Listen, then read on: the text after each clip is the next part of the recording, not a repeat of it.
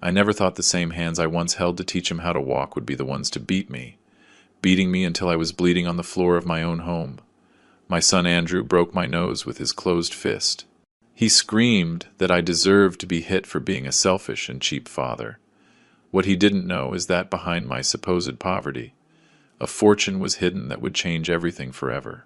Before we continue, subscribe and activate the notification bell. We publish new stories every day. Leave your like and tell us in the comments what city and country you are watching from. My name is Nathan Miller. I'm 64 years old, and for the last 20 years, I've lived as a widower who dedicated every dollar of his pension to raising and educating his only son. When my dear wife Helen died in 2004, Andrew was just 12 years old. I perfectly remember that gray November day. I promised her at her grave that I would do everything possible so our son would grow up to be a good man. How wrong I was. For 2 decades, I worked double shifts at the textile factory in a small city outside Chicago, all to pay for his college education. I gave up vacations, new clothes, even the necessary medications for my arthritis, all so Andrew could have a career in business administration. I sold Helen's car. I pawned her wedding ring. I even stopped going to the doctor, all to save every cent I could invest in his future. Andrew graduated in 2019 with honors. He got a decent office job downtown, and I thought I had finally fulfilled my promise to Helen. During these last few years, our relationship had been polite, but distant. He lived in his own apartment with his girlfriend, Patricia Reed, a 9-year-old nurse who worked at City General Hospital. Everything changed on a Sunday in March 2024. Andrew arrived at my modest 2-bedroom apartment in the suburbs. He had a smile I hadn't seen in years. Patricia was with him. She was wearing an engagement ring that shined brighter than all the sacrifices I had made for them. "Dad, we have incredible news," he told me as he sat on my old leather sofa, the one I had bought when he was a teenager. "Patricia and I are getting married in September. We want it to be a perfect wedding, something we'll remember for our whole lives." My heart filled with joy. After so many years of loneliness, I would finally have a complete family again. Patricia seemed like a good girl, polite and hard-working. I had heard nurses made good money, so I thought between the two of them, they could organize a beautiful ceremony. "Congratulations, son," I said, hugging them both. "Your mother would be so proud to see you settling down with such a wonderful woman." But then Andrew's expression changed. His smile became more calculating, colder. "Dad, we need to talk about something important," he said. Patricia nodded beside him. "We've been planning the wedding, and between the venue, the catering, the decorations, the photographer, and everything else, we need $20,000. My world stopped completely. $20,000. That number echoed in my head like a hammer hitting steel. At that moment, I made a decision that would change our lives forever. I decided to lie about my real financial situation, to test my son's true character. "Andrew, my son," I said, my voice trembling, faking a worry I didn't feel. "You know my pension is barely $800 a month, with house expenses, food, medicine. I don't have that kind of money." The reaction was immediate and brutal. "What do you mean you don't have money?" Andrew exploded, getting to his feet. "You've had 20 years to save. What do you spend it all on?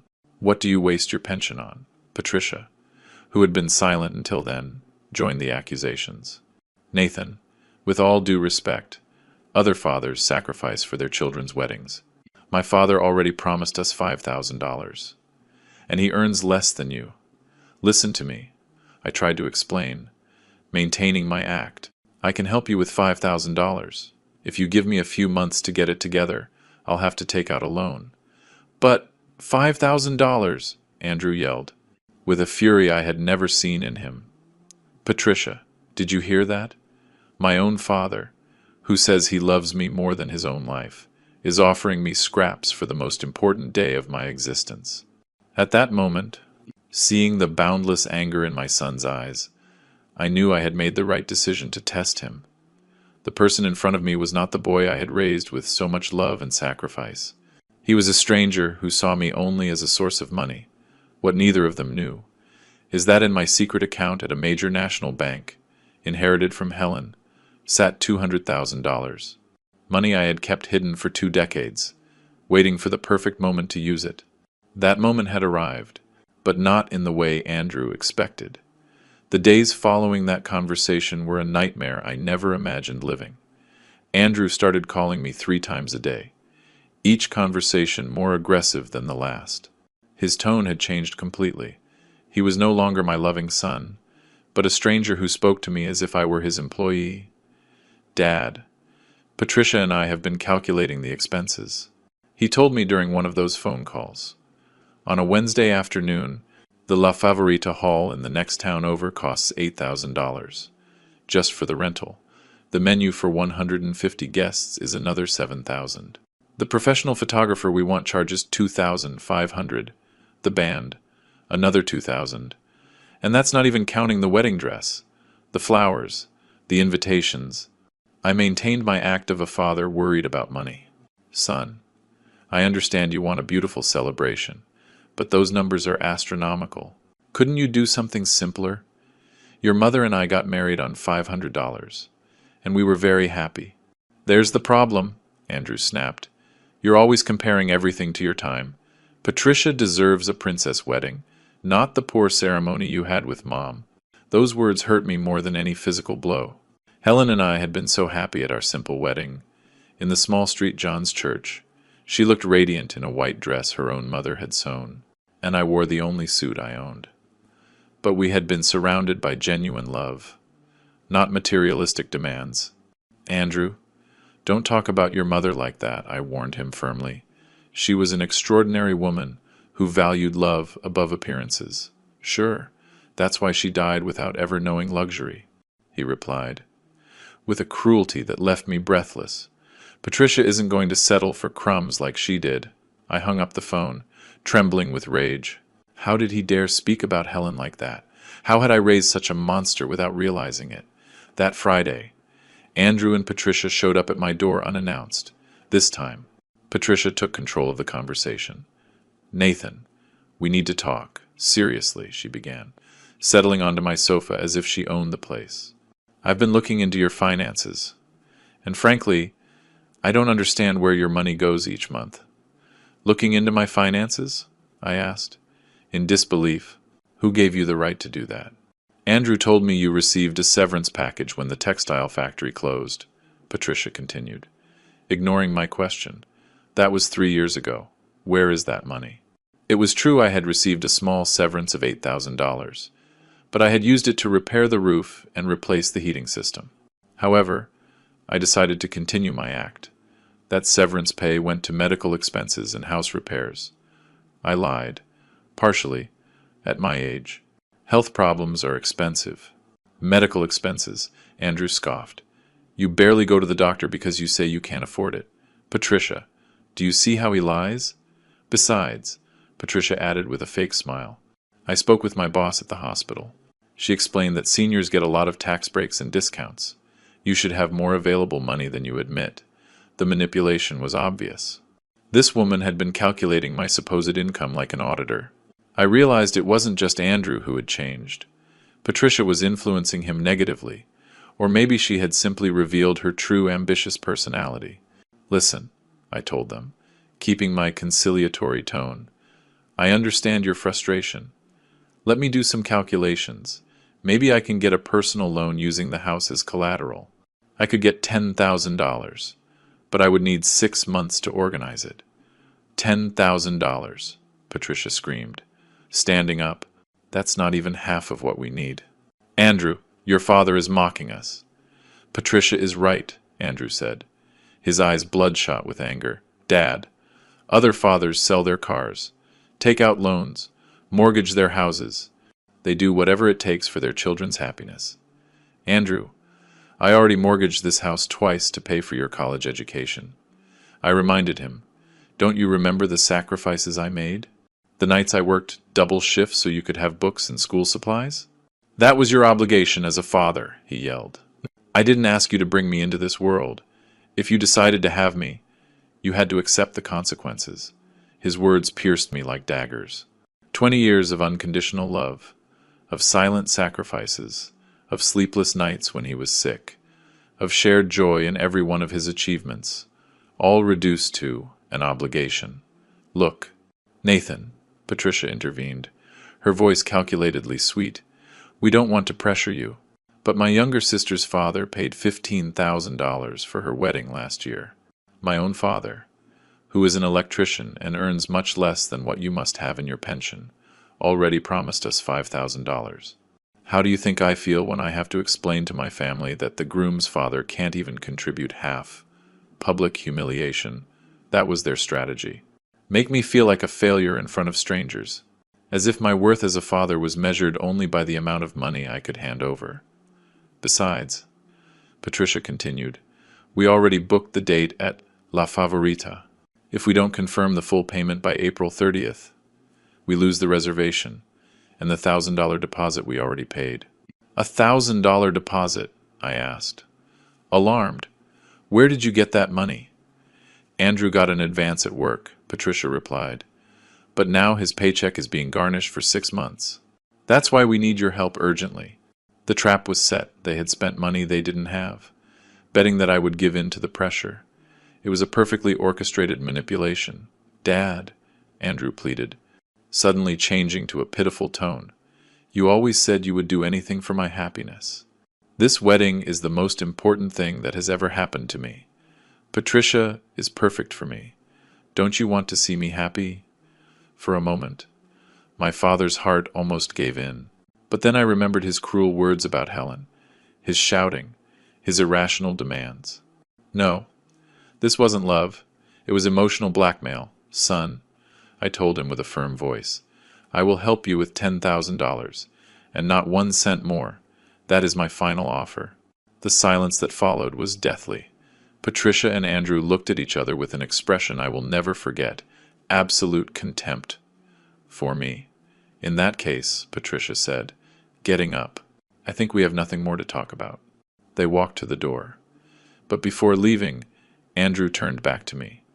Dad, I hope you know that Patricia is going to tell her entire family that my father is a cheapskate, who prefers to hoard his money rather than make his only son happy. The door slammed shut with a bang that echoed through the house. I was left alone, surrounded by a silence that seemed to scream the magnitude of the betrayal I had just witnessed. That night, as I looked at the photograph of Helen on my nightstand, I whispered, My love, I think the time has come to find out what kind of man we really raised. 3 weeks passed with no news from Andrew. 3 weeks of absolute silence. It allowed me to reflect on the situation and to observe my son's true character from a distance. During that time, I kept my usual routine. The market on Tuesdays, a walk in Willow Creek Park on Thursdays, and the weekly visit to the cemetery where Helen rests. It was precisely during one of those visits, on a sunny Saturday in April, that the incident occurred that would trigger the tragedy. While I was cleaning Helen's headstone and telling her about the problems with Andrew, I heard a familiar voice behind me. Mr. Miller, how are you? I turned and saw Betty Jimenez, a 70-year-old woman who lived in my building. Betty had been a widow for 5 years and had serious financial problems. Her pension was insufficient, and her children, who lived in Barcelona, rarely helped her. Hello, Betty. Just here visiting my Helen like every week, I replied, wiping my hands on a handkerchief. Mr. Miller, I need to ask you a huge favor, she told me, her voice trembling. My granddaughter Lucy is graduating from nursing school next week. She's the first person in our family to get a college degree. I want to give her something special, but I don't have enough money. Betty was a dignified woman who never asked for help. The fact that she was coming to me meant her situation was desperate. What exactly do you need? I asked. Just $1,000. To buy her a tablet she needs for her job at the hospital. I know it's a lot of money, but I could pay you back in installments. $50 a month. I'll sign any paper you want. My heart was moved. Betty reminded me of Helen, a fighter, humble, a woman who valued education above all else. Besides, $1,000 was an insignificant amount compared to the $200,000 I had saved. Betty, you don't need to sign anything or pay me back, I told her. Tomorrow I will give you the $1,000 as a gift for your granddaughter. Consider it an investment in the future of a hard-working young woman. Tears rolled down her wrinkled cheeks. "Mr. Miller, you are an angel. I don't know how to thank you." The next day, Sunday morning, I withdrew $1,000 from my bank account and gave it to Betty. She cried with emotion and blessed me over and over. Seeing her happiness filled me with a satisfaction I hadn't felt in months. However, that same afternoon, my peace was interrupted by violent pounding on my door. When I opened it, I found Andrew and Patricia. But they weren't alone. They were accompanied by a young man about 25 years old whom I didn't recognize. "Can I know what this means?" I asked them. As the three of them entered without waiting for an invitation, "Dad, this is Kevin Reed, Patricia's younger brother," Andrew said, with a smile that didn't reach his eyes. "He works at the bank where you have your account." My blood ran cold. They had been investigating my bank activity. "Mr. Miller," Kevin began, in a professional but threatening tone, "my sister told me about your financial situation, but it's curious that you withdrew exactly $1,000 in cash yesterday. A considerable amount for someone who claims not to have money for his son's wedding." The betrayal was complete. Not only had they violated my privacy, but they had used professional contacts to illegally spy on me. "How dare you investigate my bank accounts?" I exploded, with a rage I had held in for weeks. "That is illegal. What's illegal is lying to your own son," Patricia replied, brazenly. "We know you withdrew $1,000 yesterday. What did you use it for?" "My finances are my business," I responded firmly. "I don't have to explain to anyone how I spend my own money." "Yes, you do," Andrew roared, moving dangerously close to me. "I am your son. I have the right to know why you prefer to spend your money on other things before helping me on the most important day of my life." "Other things," I repeated, in disbelief. "You think $1,000 changes anything? You asked me for 20,000. "Every dollar counts," Patricia yelled. "You say you don't have money, but yesterday you spent $1,000 on who knows what." "If you're so interested," I said, finally losing my patience.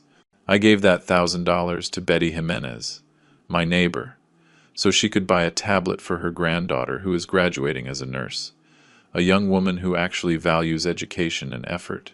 The silence that followed was deafening. The three of them looked at me as if I had confessed a crime. "You gave $1,000 to a stranger," Andrew whispered, in a voice I didn't recognize. "To a stranger who isn't even family." "Betty is not a stranger," I explained. "She is a dignified woman who raised 3 children alone, worked for 40 years as a seamstress, and now lives on a miserable pension while her own children have abandoned her. Her granddaughter Lucy is an exemplary young woman who— I don't give a damn about that old woman and her granddaughter."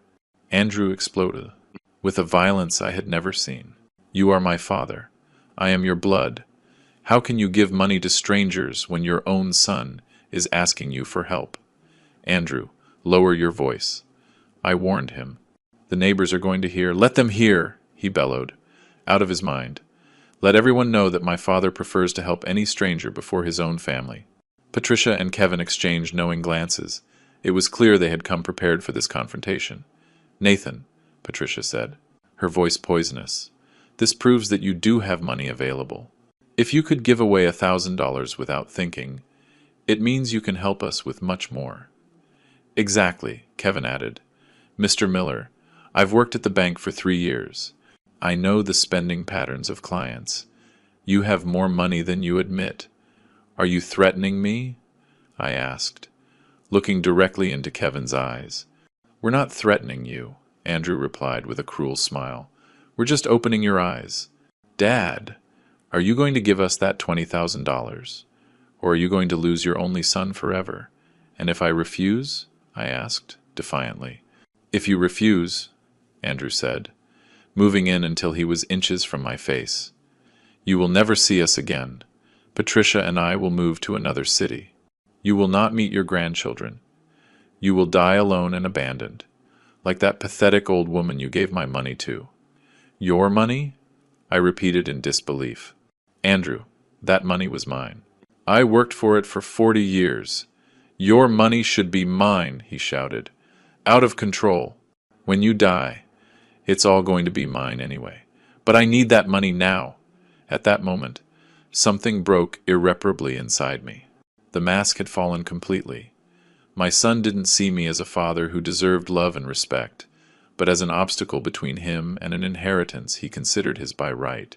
I spoke to Andrew with a calm that surprised even me. "Get out of my house right now." "What did you say?" he asked, his eyes wide. "I said all three of you, get out of my house immediately," I repeated, pointing to the door. "I'm not going anywhere until you give me my money," Andrew roared. "Your money," I finally exploded. "You, ungrateful brat! I sacrificed my entire life for you. I worked myself to death to give you an education. I sold everything that had sentimental value so you could study. And you talked to me about your money.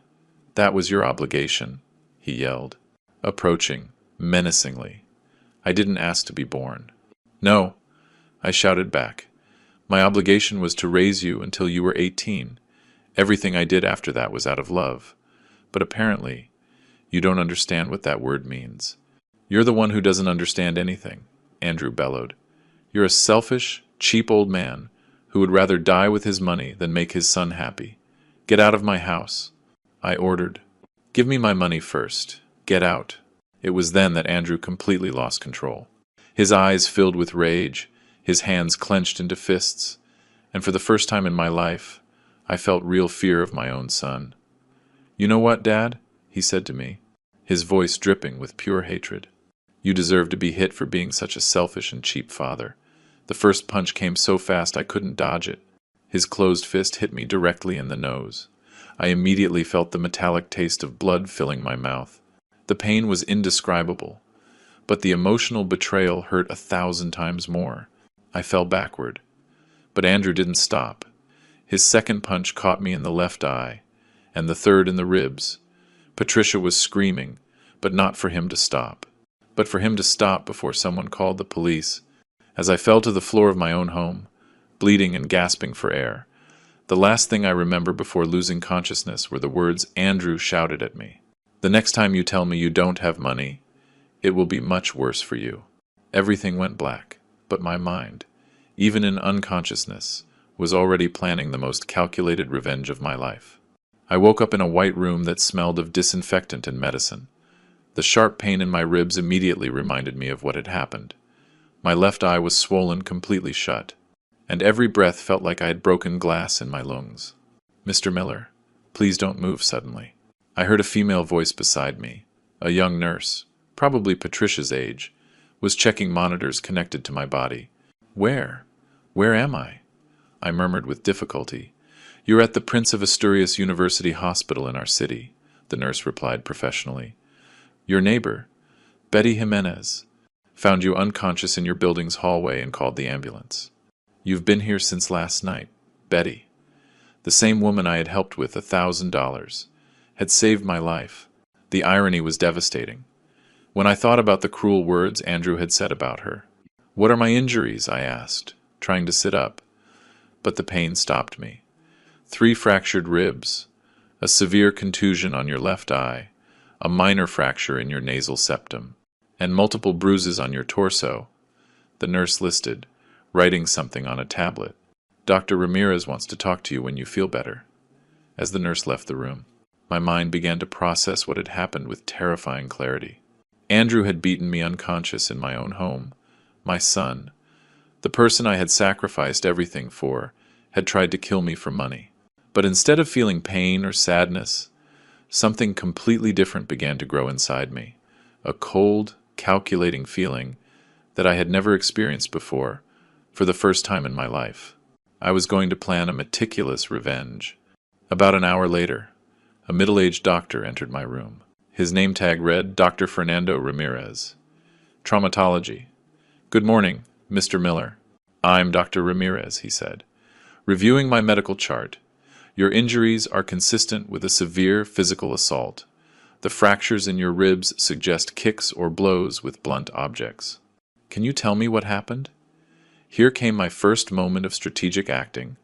I decided to lie temporarily, to buy time and plan my revenge without interference. "Doctor, it was a domestic accident," I said with a weak voice. "I slipped in the bathroom and fell against the sink. and then against the floor. I'm old. My reflexes aren't what they used to be. The doctor looked at me with obvious skepticism. Mr. Miller, I've treated thousands of domestic accidents in my career. Your injuries are not consistent with a fall. The bruises on your ribs show specific patterns of direct impacts. Also, the nasal fracture indicates a direct frontal blow. Doctor, I assure you it was an accident, I insisted, maintaining my lie. I'm a clumsy man, especially when I take my arthritis medication. Dr. Ramirez didn't seem convinced, but he didn't press further.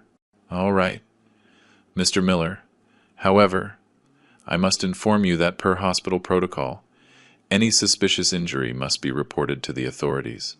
A social worker will come to speak with you tomorrow. Perfect. That would give me time to refine my strategy.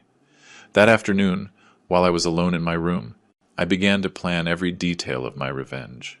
I knew Andrew would come to the hospital, probably faking concern, but really to make sure I kept quiet about what happened. I also knew I needed professional allies. During my years working at the textile factory, I had met Michael T. White, a labor lawyer who now had his own firm specializing in civil and criminal cases. Michael had helped me with some legal paperwork after Helen's death, and I had always found him to be an honest and cunning man. Using the room's phone, I called his office. White & Associates law firm. Good morning, a secretary answered.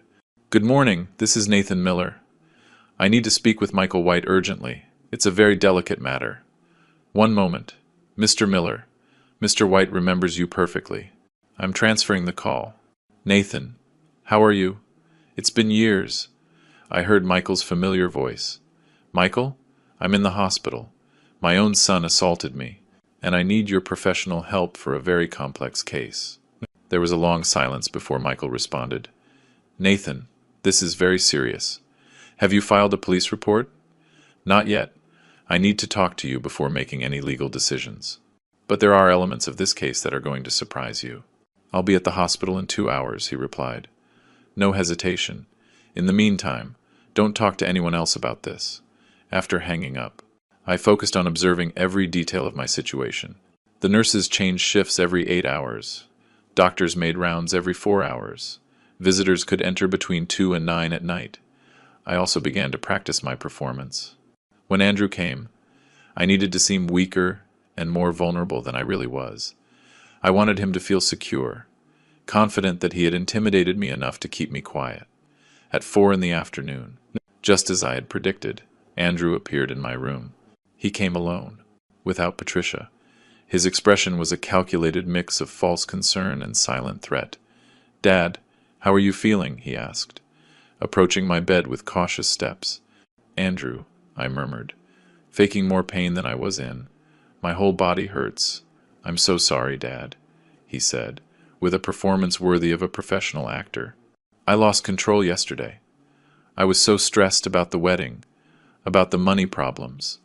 But I never should have touched you, son, I whispered, activating the voice recorder on my cell phone, which I had hidden under the sheets.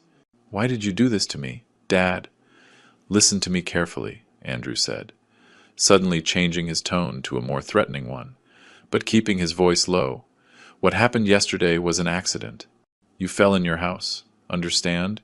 You slipped in the bathroom and hit the sink, but... Andrew, you hit me, I protested weakly. No, he hissed, leaning dangerously close to my face. I never touched you. You had a domestic accident. And that is going to be your story when the doctors, the police, or anyone else asks you. And if I don't, the mask of false concern disappeared completely. If you don't, Dad, what happened yesterday will look like child's play compared to what will happen to you. Patricia and I will disappear from your life forever. You will never meet your grandchildren. And believe me, I will find a way to make your life hell until the day you die. Andrew, please, I begged, maintaining my act. Besides, he continued with calculated cruelty, who is going to believe you? A 6'4" man accusing his own successful, respected son? Everyone will think you're senile or looking for attention. And the money for the wedding? That hasn't changed, he replied firmly. We still need that $20,000. And after yesterday, I think you've understood how important it is to us. Every word was perfectly recorded on my phone. Andrew was digging his own legal grave without even realizing it. Okay, son, I murmured, my voice breaking. I'll do what you ask.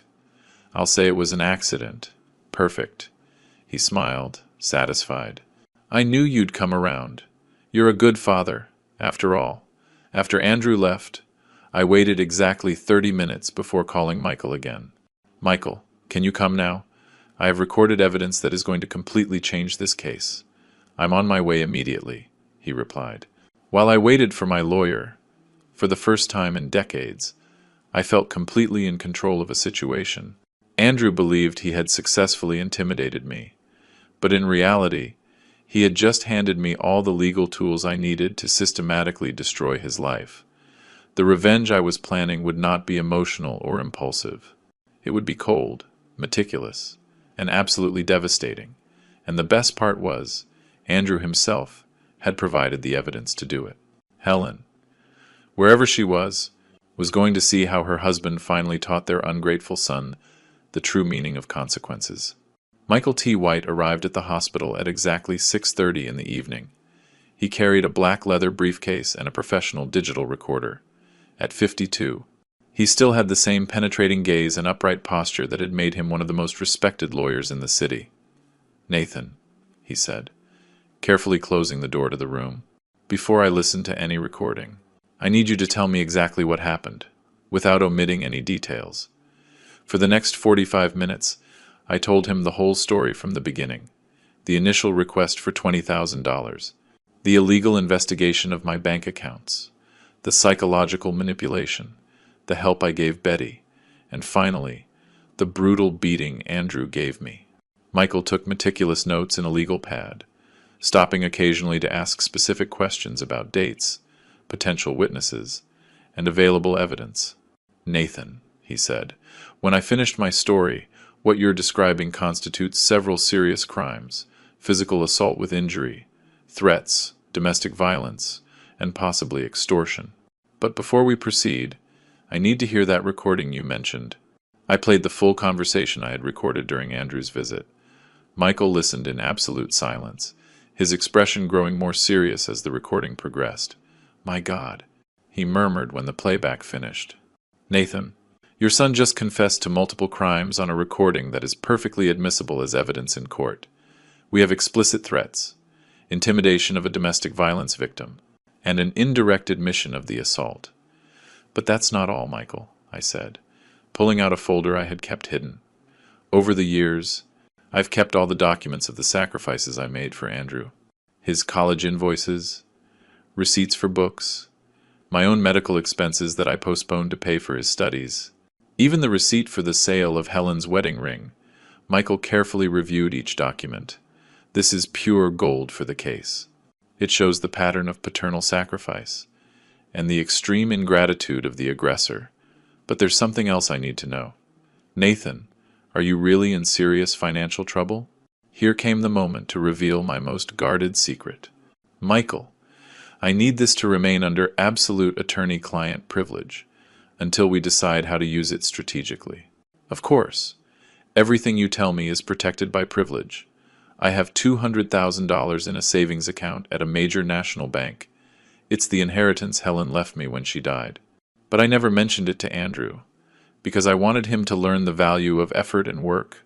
Michael was completely still for several seconds. Are you telling me you pretended to be poor for 20 years to educate your son? Exactly. I wanted Andrew to value what he had, to understand that money is earned with sweat and sacrifice. But apparently, I failed as a father and educator. Nathan, Michael said, with obvious admiration. You didn't fail. Your teaching strategy was brilliant. Andrew is the one who failed. By not learning the values you tried to teach him, how can we use this information? Michael began to pace the small room, clearly devising a legal strategy. We have several options, but I suggest a multi-phased approach. First, we need more evidence of the threats. And Andrew's pattern of aggressive behavior, what kind of evidence? Witnesses who have seen his behavior changes, records of his illegal investigation of your bank accounts, and if possible, more recordings of future threats. At that moment, I remembered a crucial detail. Michael, Betty Jimenez, my neighbor. She heard the entire argument before the assault. She lives in the apartment next to mine, and the walls are thin. She was also the one who called the ambulance. Perfect. We need her official testimony. What else? Kevin Reed, Patricia's brother who works at the bank. He admitted to investigating my bank activity. That is completely illegal under financial regulations. Michael smiled for the first time since he had arrived. Excellent. That gives us another line of legal attack. Violation of banking privacy. Misuse of confidential information. Possible professional misconduct if he used his position to obtain private data. And what do we do about the secret money? That will be our final trump card, Michael explained, organizing his notes. But we need to use it at the perfect moment, to maximize the psychological and legal impact. When would that be? When Andrew is completely legally compromised, when he has lied under oath about his motivations, and when he thinks he has won, then we will reveal that you always had the money he coveted, but that you chose not to give it to him, because his behavior proved he didn't deserve it. The strategy was brilliant, but there was one element that worried me. Michael, what if Andrew decides not to visit me again?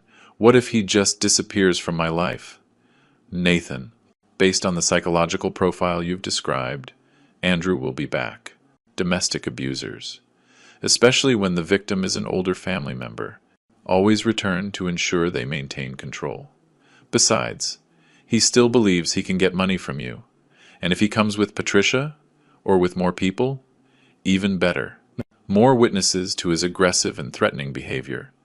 But we need to prepare the scene carefully. Michael took out his professional recorder and placed it on my nightstand. This recorder has 8 hours of capacity and forensic audio quality. Every time someone related to this case comes, you activate it discreetly. Is it legal to record without consent? In our state, recordings made by one party to the conversation are admissible as evidence, especially in cases of domestic violence or threats.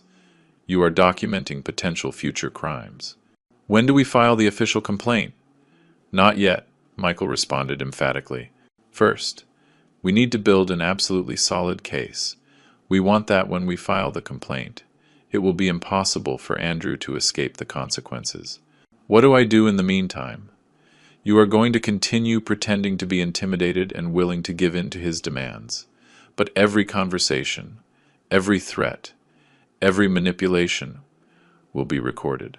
We are building a file that will not only protect you, but will ensure that Andrew faces the maximum possible legal consequences. Michael stood up and packed his documents. Nathan, one more question. After all this, after seeing your son's true nature, are you prepared for the emotional fallout of what we are about to do? Michael, I replied, with a determination I hadn't felt in years. The Andrew I raised and loved died yesterday, when he hit me in my own home. The person who came today to threaten me is a dangerous stranger who just happens to share my last name. Perfect. Then tomorrow I will begin the preliminary investigation. I will discreetly contact Betty Jimenez for her testimony, and I will investigate Kevin Reed's banking irregularities. And what do? You recover.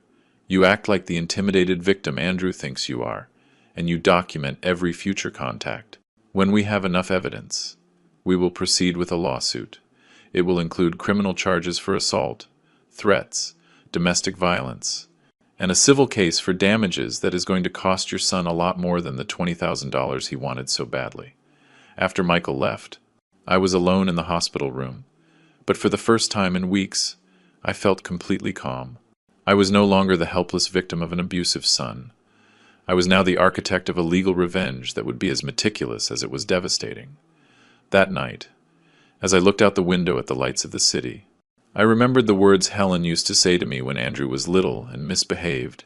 Nathan, sometimes, true love requires harsh consequences. I had finally understood, completely, what my wife meant. The next morning, Michael called me with news that exceeded my most optimistic expectations. His voice sounded excited and professionally satisfied. Nathan, the preliminary investigation has revealed information that is going to completely change this case. he told me. Without preamble, can you speak freely now? Yes. I'm alone in the room. What did you discover? First, I interviewed Betty Jimenez this morning. She not only confirms hearing the entire argument before the assault, but she also has very specific details about the threats Andrew shouted at you while you were on the floor. What kind of details? According to Betty, after you lost consciousness, Andrew yelled something at Patricia like, "The next time he refuses to give me my money, I'll break more than just his ribs." She also heard Patricia telling him to calm down because the neighbors might call the police. The information was devastating for Andrew. I had an independent witness who had seen threats after the assault. But that's not all, Michael continued. I contacted a friend of mine who works in the compliance department at Bank of America. I explained the situation confidentially. And he confirmed that Kevin Reed did indeed access confidential information from your account without legal authorization. That has consequences for him. Serious consequences.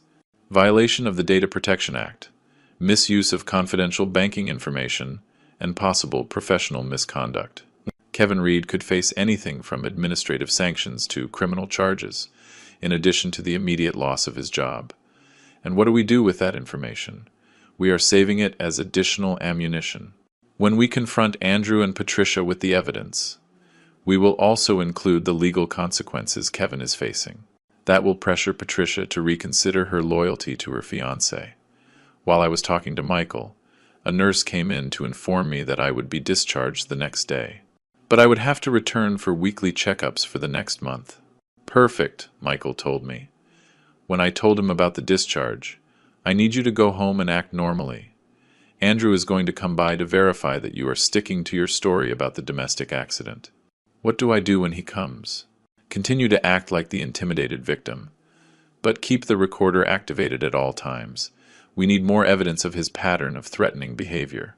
That afternoon, just as we had predicted, Andrew appeared in my hospital room.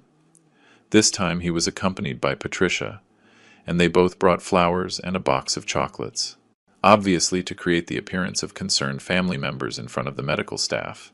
"Dad, we're so happy to hear you're being discharged tomorrow," Andrew exclaimed. "With a performance worthy of a movie award.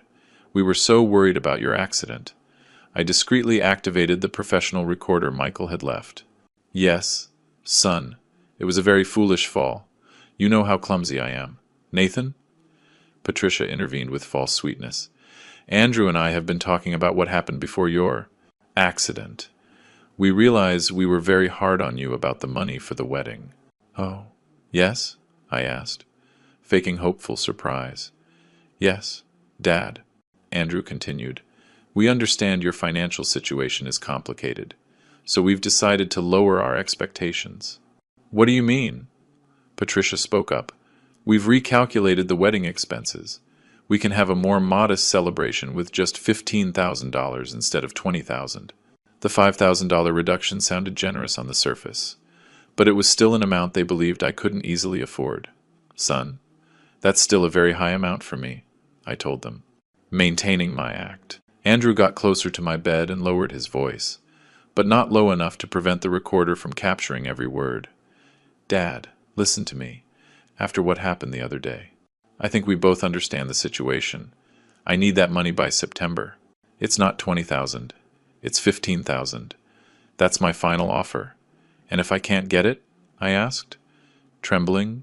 "Dad," Patricia told me, with a smile that didn't reach her eyes, "I'm sure you can find a way. Maybe by selling some things from the house, or asking for a loan using the property as collateral. You could even," Andrew added, "sell some of Mom's jewelry that you have stored away. I'm sure it's worth several $1,000s. The mention of Helen's jewelry provoked a genuine anger in me that I had to control carefully. How dare he suggest I sell the only tangible memories I had of my wife?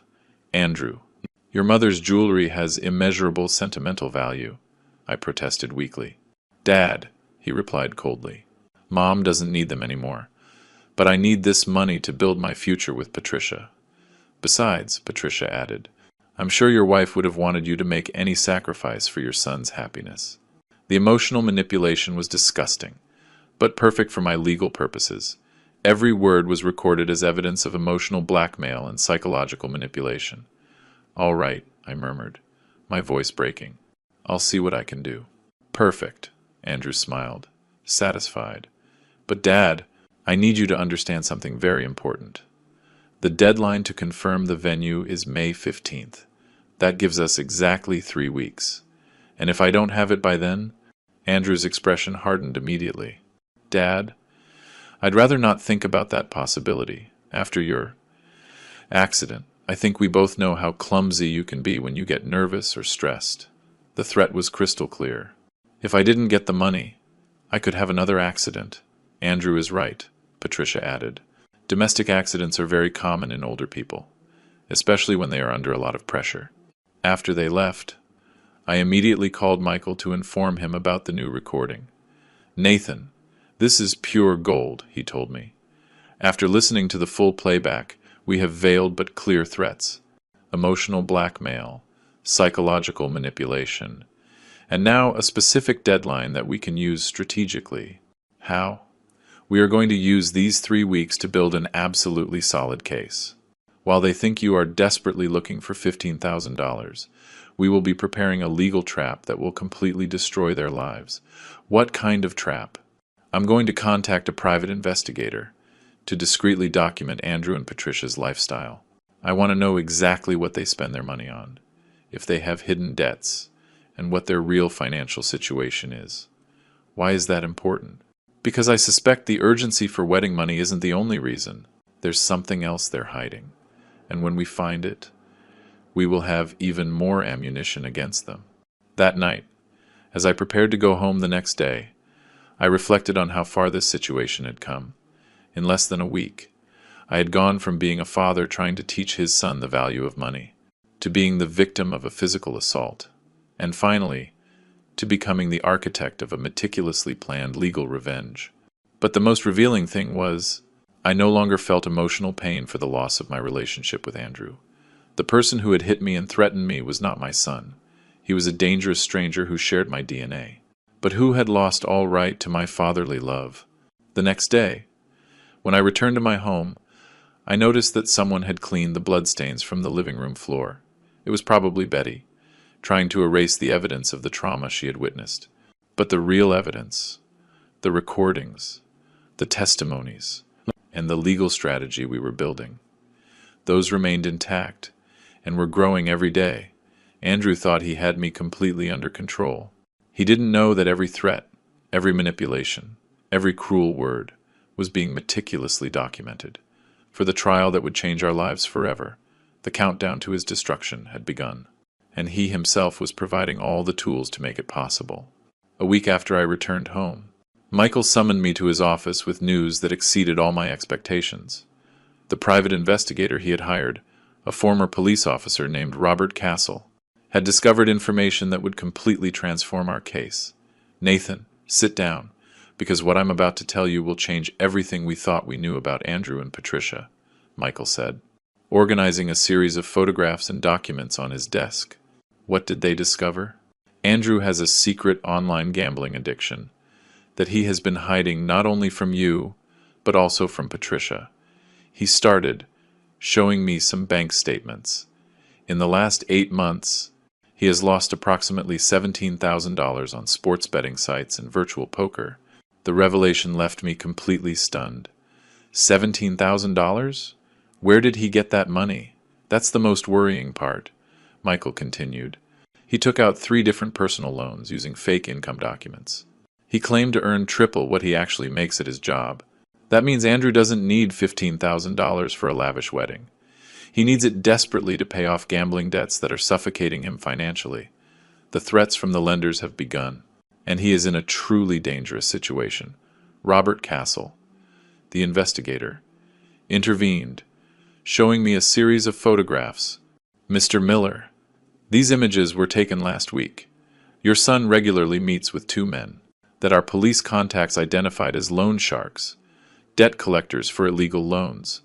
The photographs showed Andrew in tense conversations with threatening-looking individuals in a mall parking lot. His body language betrayed fear and desperation. Does Patricia know any of this?" I asked. Absolutely nothing, Michael replied. According to our investigation, Patricia genuinely believes Andrew's financial problems are solely due to wedding expenses. He has been systematically lying to her for months. What else did you discover? Robert Castle consulted his notes. Patricia has been bragging at work about the expensive wedding they're going to have.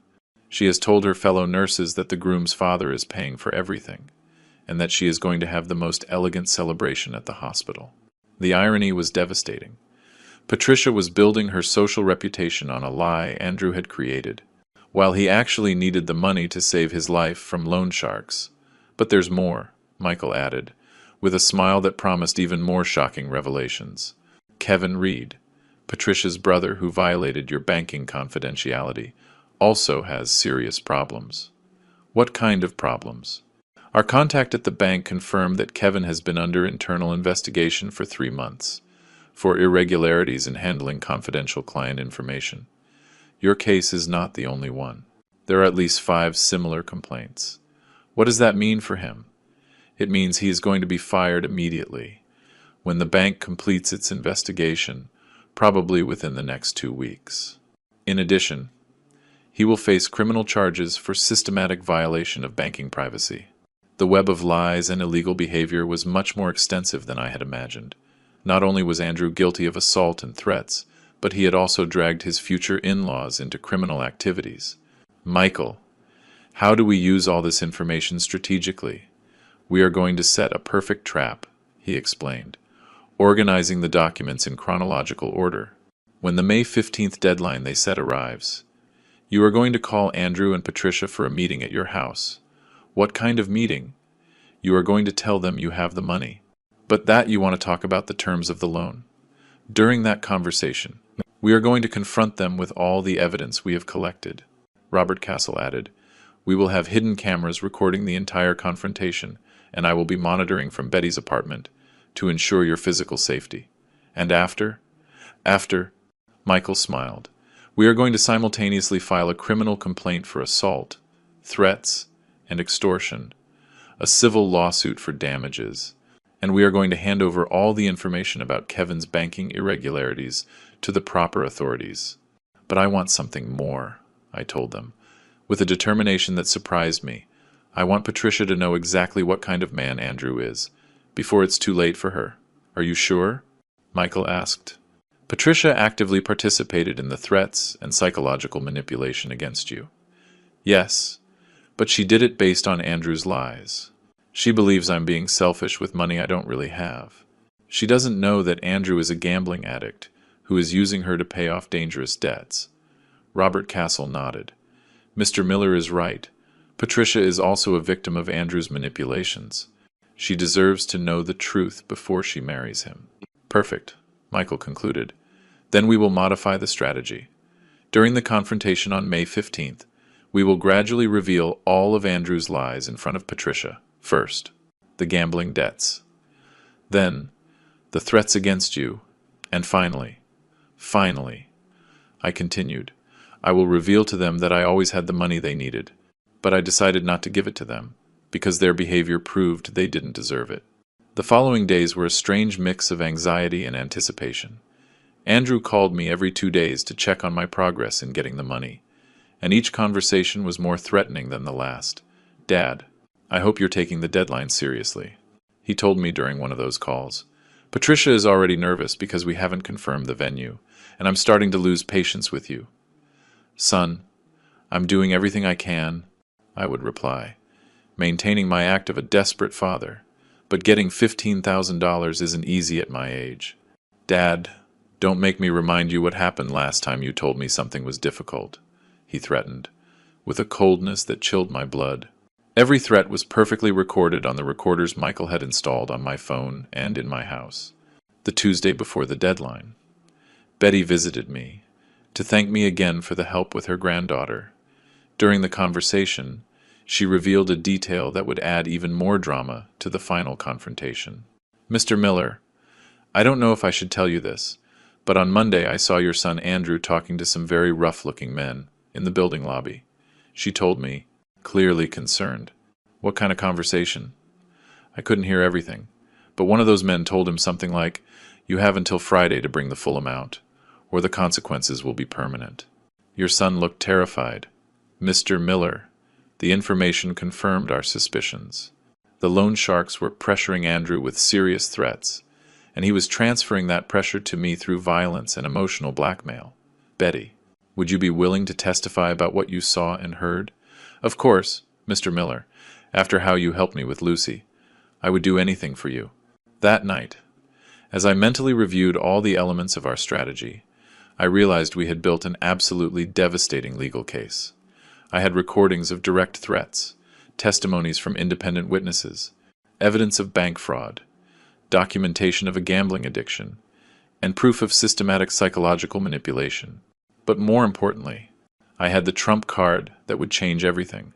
The $200,000 I had kept secret for 20 years, waiting for the perfect moment to use it as a life lesson. The moment had arrived. In 3 days, Andrew would discover that he had destroyed his relationship with his father, his future marriage, his professional career, and his freedom, all for money that had always been available, if he had only proven he deserved it. Justice, sometimes, has a sense of drama so perfect, it seems like fiction. May 15th arrived with a persistent rain that seemed to foreshadow the storm about to break in my house. At 6 p.m., as we had agreed, Andrew and Patricia knocked on my door, with a punctuality that betrayed their desperation. "Dad, we hope you have good news for us," Andrew said, shaking raindrops from his coat. His smile was tense, and I could see the deep dark circles under his eyes, betraying sleepless nights. Come in," I told them, with apparent nervousness. "We have a lot to talk about." Robert Castle was hidden in Betty's apartment with monitoring equipment. Michael was waiting for my call from his office, and I had 3 professional recorders activated strategically throughout the house. "Nathan, we've been very worried," Patricia began, settling onto the sofa. "The deadline to confirm the venue is today, and we need to transfer the money before 9 p.m. Calm down, I told them, faking a calm I didn't feel. I got the money. But I need to talk to you about some conditions. Andrew's eyes lit up immediately. "You got the $15,000? Where did you get it?" "Well, son, I had to make some financial arrangements. I took out a mortgage loan, using the house as collateral." "Perfect," Patricia exclaimed, clapping. "We knew you'd find a way. Fathers always find a way to help their children. But there are conditions," I continued.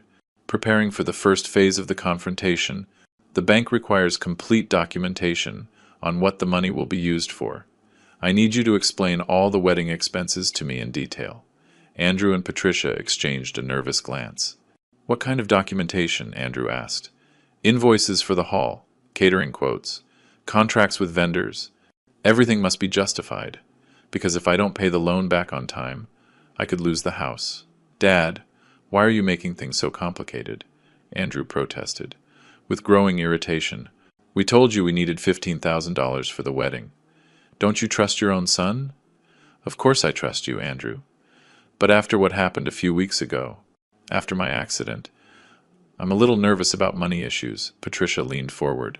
"Nathan, we understand your caution, but we really need that money today. The venue is already reserved. We've paid deposits to several vendors." "What vendors?" I asked, feigning innocence. "Could you show me the receipts?" "Receipts?" Andrew stammered. "Dad, we don't carry receipts around with us. It's just that, you see." I continued my act. The bank also asked for information about the groom's financial situation. They had to do a basic credit check. The silence that followed was telling. Andrew turned visibly pale, and Patricia looked at him with growing confusion. "Credit check?" Patricia asked. "Why do they need that?" "Well, Patricia," I explained, "when a retiree applies for such a large loan, the bank investigates if there's a risk that the final beneficiary could assume the debt in case of problems." "What do you mean by that?" Andrew asked, his voice trembling. "Andrew, the bank discovered some irregularities in your credit history." Patricia turned to her fiancé. "Irregularities? What is your father talking about?" It was the perfect moment to begin the gradual reveal. "Patricia, did you know Andrew has 3 active personal loans? totaling $17,000. What? Patricia shouted, jumping up from the sofa. Andrew, what is your father talking about? Dad, I don't know what you're talking about, Andrew lied. Desperately. That's confidential information the bank can't disclose. You're right, son. The bank didn't tell me. But a private investigator did. I pulled out the folders Michael had prepared and placed them on the coffee table. Patricia, here are bank statements, online betting records, and photographs of Andrew meeting with loan sharks. Patricia took the documents with trembling hands. As she read, her expression changed from confusion to disbelief and finally to absolute fury. $17,000 on sports betting. She read aloud. Online poker? Andrew, what the hell is this? Patricia, let me explain, Andrew began, but she cut him off violently. No, don't explain anything. You've been lying to me for months. You told me we needed money for the wedding, but you really need money to pay gambling debts, Patricia. Please, calm down, Andrew pleaded. Calm down, Andrew? You've put our future at risk. For an addiction you hid from me. It was then I decided to add more fuel to the fire. Patricia, there's something else you need to know. The men Andrew is meeting with are not legal lenders. They are illegal loan sharks, who have threatened permanent consequences if he doesn't pay by Friday. Permanent consequences? Patricia whispered, in horror. Andrew, are you in physical danger because of these debts? Andrew could no longer maintain his lies. Patricia, yes, I have some problems with gambling, but this will all be fixed when my father gives us the money for the wedding. The wedding! Patricia screamed, out of her mind. There is no wedding. Andrew, I am not marrying a lying, gambling addict, who has been deceiving me for months. Patricia, please, don't do this. We can fix this together. Together? You didn't trust me enough to tell me about your problems, but you trusted me enough to manipulate your father and get money. Andrew turned to me in desperation. Dad, give them the money. You can see Patricia is going to leave me if I don't fix this now. Oh, now you need me? I asked him, with a calm that contrasted with the emotional chaos in the room. After beating me unconscious, after threatening me repeatedly, after calling me selfish and cheap. Dad, please, Andrew begged, falling to his knees. I'm sorry for everything. I was desperate. The loan sharks are going to kill me if I don't pay. Patricia, who had been watching this pathetic plea, turned to me. Nathan, your son hit you? Physically? Patricia, didn't he tell you about my domestic accident? I took out my phone and played one of the recordings, where Andrew clearly admitted the threats and the assault. Patricia's voice trembled as she listened. My God, Andrew, did you really hit your father? Patricia, he refused to help me. I was desperate. There is no excuse for hitting your father, Patricia roared. How could you do that to the man who raised you alone after your mother died? It was then that I decided to reveal my final trump card. Patricia, there is something else you both need to know. I got up and walked to my desk, where I took out the bank statements from my secret account. What is that, Nathan? Patricia asked. Patricia, these are the statements from a savings account I've maintained for 20 years, an inheritance from my wife Helen that I never mentioned to Andrew. I showed them the document. In this account, there are exactly $200,000. The silence was deafening. Patricia took the paper in disbelief, while Andrew was completely paralyzed. $200,000? Patricia whispered. Nathan, you had this money the whole time? Always. For 20 years. I pretended to have financial difficulties. To teach Andrew the value of work and effort. I wanted him to learn that money is earned, not demanded. You had $200,000? Andrew exploded, getting to his feet. And you let me beg? You let me get desperate? You let me get to the point of hitting you? Andrew, I replied, with a calm that surprised me. You chose to hit me. You chose to threaten me. You chose to call me selfish and cheap. I just tested your character, and you failed miserably. Patricia stood up from the sofa. Andrew, this is over. I am not marrying you. I cannot be with someone who lies to his father, who hits him, and who lies to me. Patricia! No! Andrew cried. Dad, give her the money. You can fix this. Give her $15,000, and Patricia will stay with me. No, Andrew, I told him firmly, I am not giving you 1 cent. And tomorrow morning, all these documents, recordings, and evidence will be given to the police and the court. Andrew's expression changed from pleading to homicidal rage. You're going to report me? Your own son? I am going to report an abuser, who happens to be my biological son, but who lost all right to call himself my family. That was the last straw for Andrew. The fury that erupted in Andrew's eyes was more intense than anything I had ever seen. His hands clenched into fists. His breathing quickened. And for a moment, I thought he was going to hit me again, this time in front of Patricia. You damn son of a bitch, he roared, advancing toward me. You ruined my life over a stupid psychological experiment. But Patricia got between us. Andrew, don't you dare touch him. Get out of the way. Patricia, this manipulative bastard deserves to have every bone in his body broken if you take one more step toward your father. I will call the police myself. Patricia shouted, with a determination she hadn't shown before. Now you're defending him? Andrew bellowed. In disbelief, he tricked us both. He had the money the whole time, and made us go through this. Yes, Andrew, he had the money, but you hit him. You threatened him. You lied to me about your gambling debts.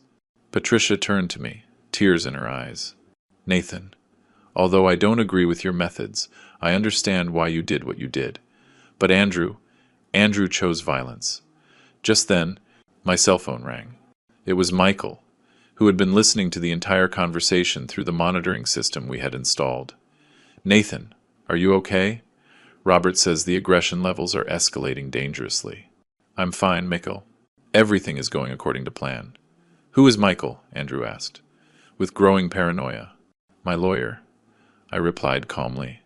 The same one who, tomorrow, will file the criminal complaint for assault, threats, extortion, and domestic violence. You can't do this to me, Andrew shouted.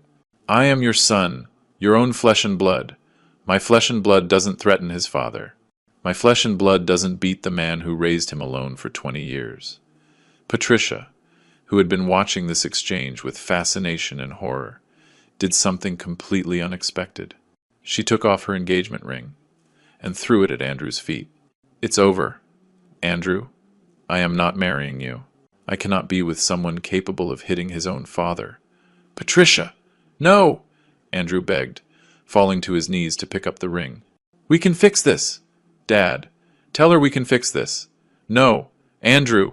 I told him, with a firmness that had taken 64 years to develop. Some things can't be fixed. Some lines. Once crossed, there's no coming back. Patricia walked to the door. Nathan, I am so sorry for everything that has happened. You didn't deserve to be treated like this. Regardless of your teaching methods. Patricia, wait.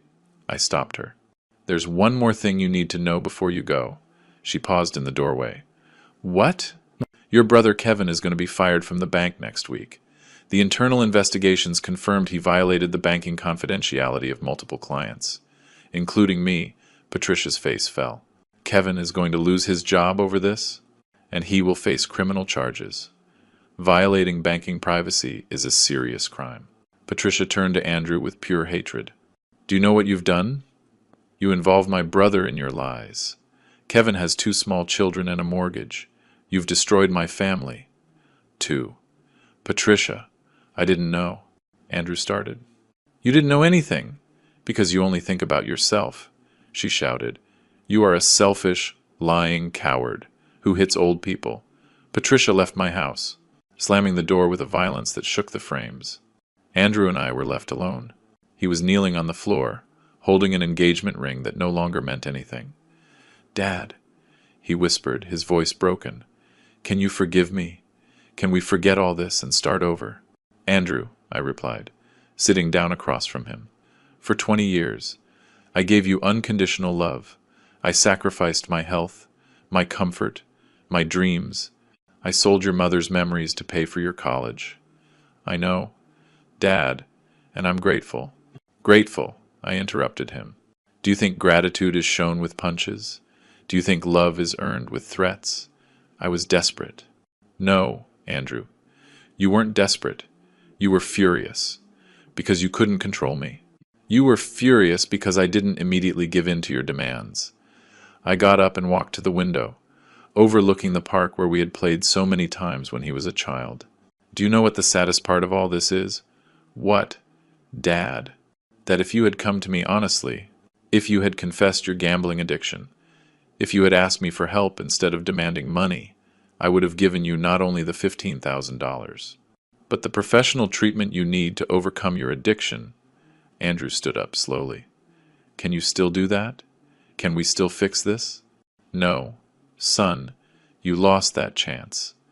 When you decided violence was an acceptable tool to get what you wanted. Dad, please. Andrew, tomorrow morning, Michael will file the complaint. You are going to be arrested for assault, threats, and domestic violence against a senior. The recordings I have guarantee you will be convicted. And then what? You're going to let me rot in jail? You are going to face the consequences of your decisions, as you should. Andrew walked to the door, but before leaving, he turned back one last time. Dad, what about the loan sharks? If I don't pay them, they're going to do what they have to do. I replied coldly. You created that situation. You solve it. But they could kill me. Andrew, 3 weeks ago you begged me for money, claiming it was for your happiness. Then you hit me when I didn't give in to your demands. Now you're asking me to save you from the consequences of your addiction. At what point do you take responsibility for your own life? I'm your son. No, I said, with a calm that surprised me. My son died the day he hit me in this very room. You are a stranger who shares my last name. Andrew left my house that night, knowing that his life as he knew it was over. No fiancé, no wedding, no money, no family, and with multiple legal proceedings waiting for him. But I, for the first time in months, felt completely at peace. I had learned that fatherly love has limits, and that some betrayals are unforgivable. The rain had stopped, and through my window I could see the first stars of the night. Helen, wherever she was, could finally rest, knowing her husband had found the strength to set definitive boundaries. The next day, a new stage of my life would begin, a stage without Andrew, but also without the burden of carrying someone who had proven to be unworthy of my love and sacrifice. Sometimes, freedom comes disguised as loss. May 16th dawned with a clear sky, a dramatic contrast to the legal storm that was about to break over Andrew. At 9 a.m., Michael and I presented ourselves at the city police station, with a folder of evidence that was over 200 pages long. Nathan, before we go in, I want you to know this process is going to be emotionally very difficult, Michael warned me. As we walked to the main entrance, seeing your son arrested and processed won't be easy. Regardless of what he's done, Michael, I made this decision after much reflection. Andrew needs to learn that actions have consequences, especially when those actions include violence against an elderly family member. Detective Linda Reynolds, a woman about 40 years old, with 20 years of experience in domestic violence cases, received us in her office. Her expression grew more serious as she reviewed our evidence.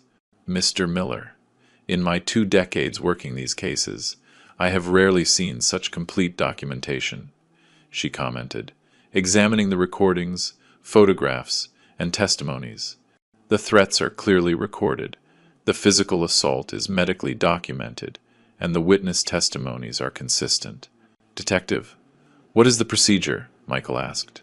We are issuing an immediate arrest warrant for assault with injury, grave threats, domestic violence, and extortion. Based on the severity of the evidence, I will request he be denied bail. Why no bail? I asked. Mr. Miller, your son demonstrated an escalating pattern of violence. The recordings show explicit threats to repeat the assault if you did not meet his demands. That makes him a danger to your safety. 3 hours later, we received the call we had been waiting for. Andrew had been arrested at his office, in front of all his colleagues. The impact on his professional reputation was immediate and devastating. Mr. Miller, Detective Reynolds informed me by phone. Your son has requested to speak with you.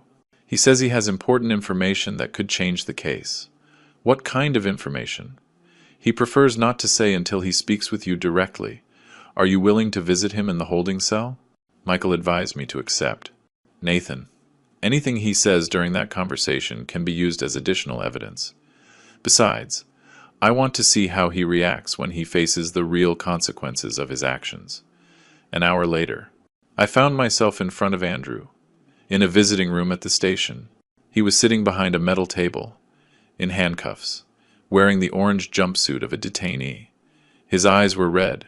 He had clearly been crying. "Dad," he said, his voice broken. "Thank you for coming." "Andrew, the detective says you have important information. What is it, Dad?"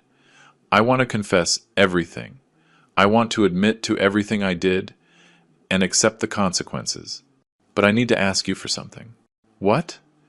"The loan sharks came to my apartment last night.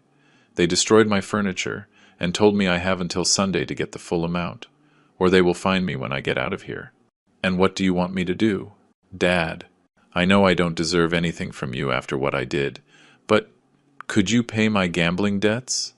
Not for me, but so they don't kill me when I get out of jail." The request was so absurd. It almost made me laugh. "Andrew, are you really asking me to use my money to save you from the consequences of your own bad decisions?" "Dad, I know. It's a lot to ask after I hit you. But it's $17,000. For you, it's money you won't even miss." "Andrew, do you hear what you're saying? You hit me, you threatened me, you tried to manipulate me psychologically, you destroyed your relationship with Patricia, you ruined Kevin's career. And now you're asking me to rescue you from a situation you created, but they are going to kill me. Dad, Andrew, for 20 years. I taught you that decisions have consequences, apparently. You never learned that lesson. So you're just going to let them kill me. I am going to let you face the consequences. Of betting money you didn't have, of taking out illegal loans, and of choosing violence as a method of conflict resolution." Andrew slumped in his chair. "Dad, can you at least forgive me? Can you tell me you still love me, even if you won't help me?"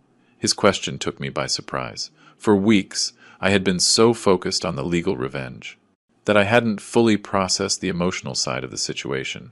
"Andrew," I said, after a long pause, "for 64 years, love has been the motivating force of all my decisions. I loved your mother until her last breath. I loved you from the moment you were born. And now I have learned that true love sometimes requires harsh consequences. I love you enough not to rescue you from a situation you created. Does that mean you forgive me? It means I understand you were a desperate young man who made terrible decisions. But understanding is not the same as forgiving, and forgiving is not the same as rescuing. Can we ever have a normal relationship again?" "Andrew, you beat your 64-year-old father unconscious because he wouldn't give you money. That action created an irreparable fracture in our relationship. So we'll never be father and son again? Biologically, we will always be father and son. Emotionally, that relationship died the day you chose violence. When I left the station that afternoon, Michael informed me about additional developments. "Nathan, the investigation has expanded more than we expected," he said, reviewing documents in his car. "The police discovered that the lenders Andrew got involved with are part of a loan shark ring. That has been under investigation for months." "What does that mean for the case?" "It means Andrew can become a protected witness. If he cooperates with the investigation against the illegal loan ring, that could significantly reduce his sentence. And if he doesn't cooperate, he will face the full sentence. Between 3 and 5 years in prison for aggravated assault on a senior, plus fines, and a permanent restraining order." That night, while I ate dinner alone in my home, I reflected on the extraordinary events of the last few weeks. I had gone from being a victim of domestic violence to being the architect of a legal revenge that had completely destroyed my son's life. But for the first time in months, I felt no guilt or remorse. I felt a deep peace. That came from knowing I had set definitive boundaries against unacceptable behavior. The phone rang, interrupting my thoughts. It was Patricia. "Nathan, can I talk to you? There's something important I need to tell you. About Andrew. And about me." "Of course." "Patricia." "What is it?" "I'd rather talk in person. Can I visit you tomorrow afternoon?" "Sure. Is everything all right?"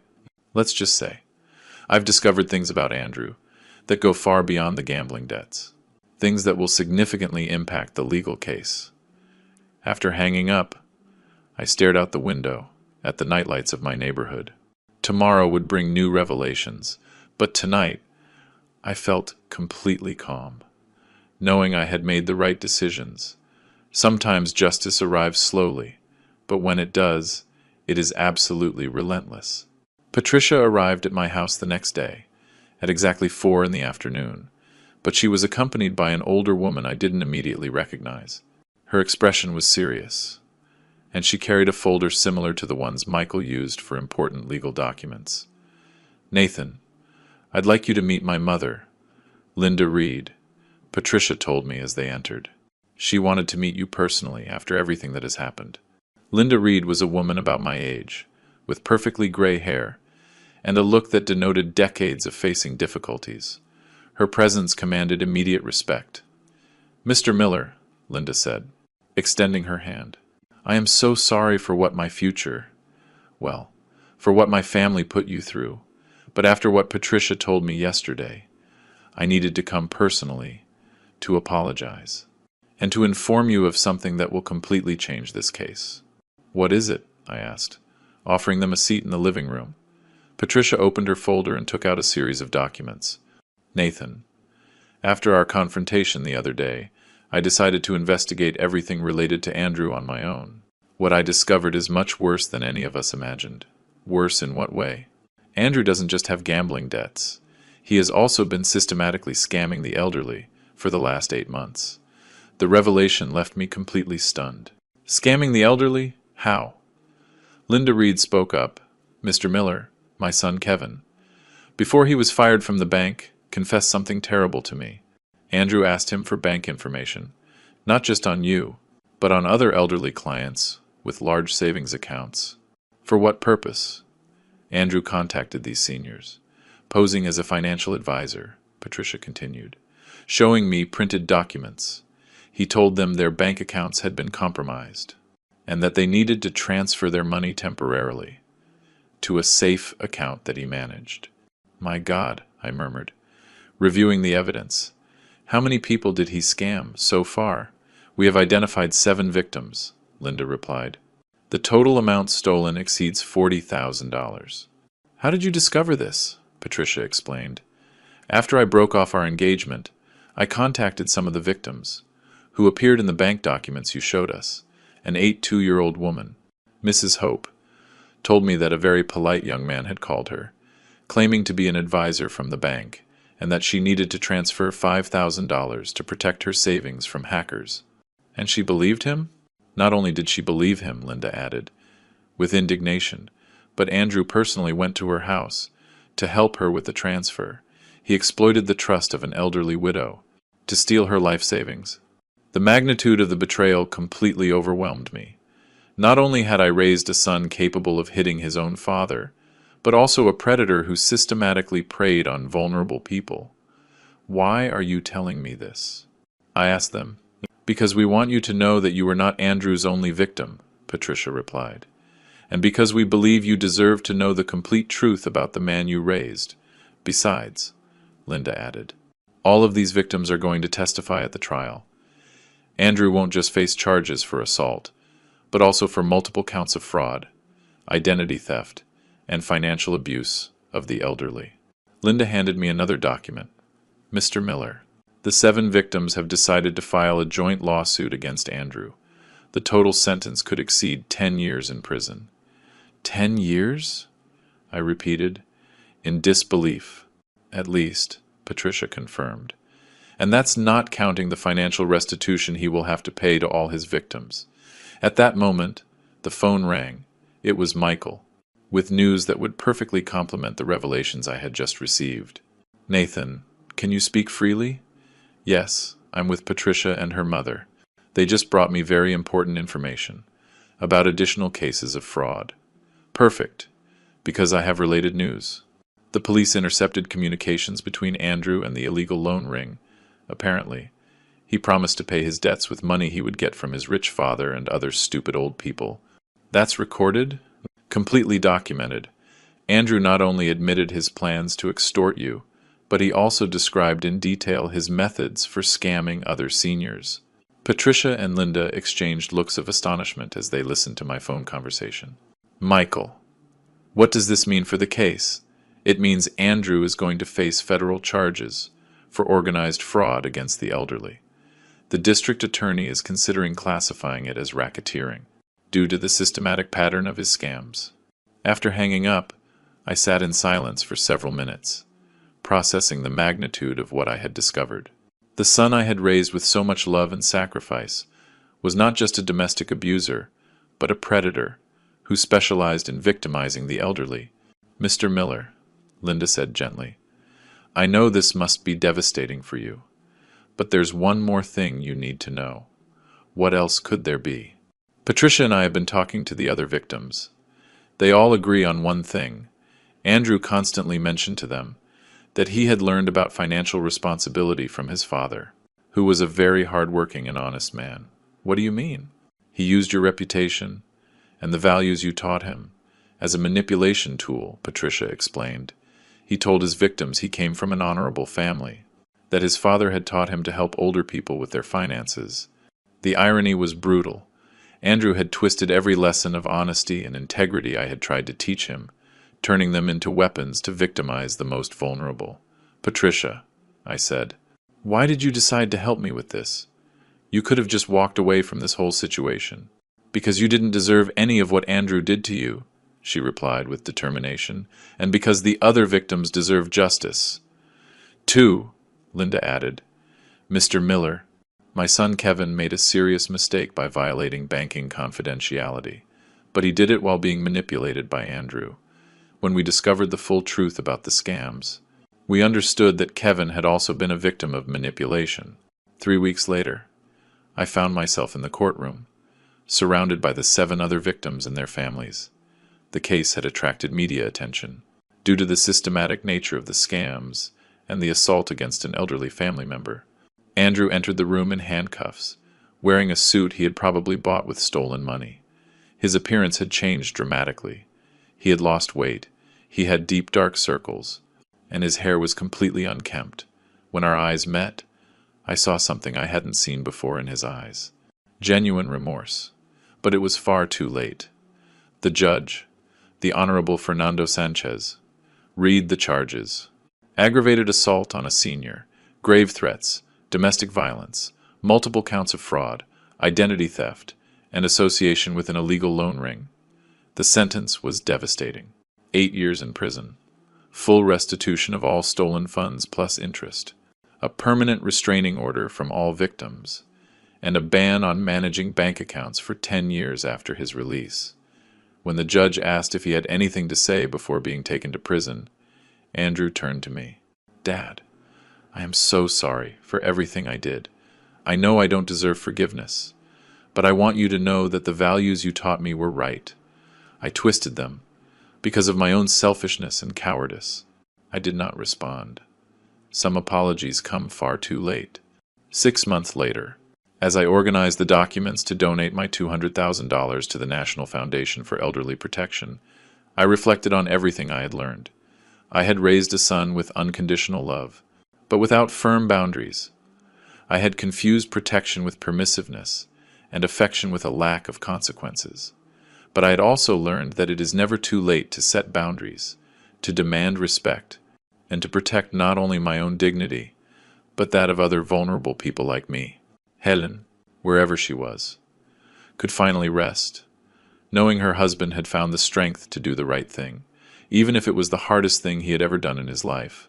Sometimes, true love requires decisions that seem cruel, but are necessary, and sometimes the greatest lesson a father can give his son is to allow him to face the full consequences of his actions. Andrew would learn that lesson over the next 8 years.